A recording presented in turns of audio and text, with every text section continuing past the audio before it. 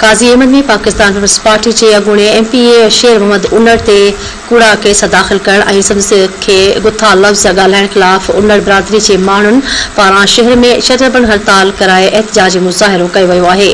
Peoples party के अॻूणे MPA शेर मोहम्मद खिलाफ कूड़ा केस दाख़िल थियण खिलाफ़ उन्नड़ बिरादरी के माण्हुनि पारां शहर में शटरबंद हड़ताल करे एहतजाजी मुज़ाहिरो कयो वियो आहे। मुज़ाहिरीन जो चवणु आहे त शेर मोहम्मद उन्नड़ ते बेगुनाह कूड़ा केस दाख़िल कया विया आहिनि ऐं जानू मक्सी पारां गुथा लफ़्ज़ बि इस्तेमाल कया विया आहिनि। हुन मौक़े ते मुज़ाहिरीन पारां शहर के शाही बाज़ार, रेडियो बाज़ार, आफ्ताब मार्केट, पुरानी शाही बाज़ार, इमाम बारगाह रोड ऐं जमाल शाह रोड समेत मुख़्तलिफ़ मार्केटूं बंद कराए एहतजाजी मुज़ाहिरो कयो वियो आहे। मुज़ाहिरीन मुतालबो कंदे चयो आहे त PPA जे अॻूणे MPA शेर मोहम्मद उन्नड़ ख़िलाफ़ दाख़िल कूड़ा केस ख़त्म कया वञनि, ॿी सूरत में सख़्त एहतजाजी मुज़ाहिरो कयो वेंदो।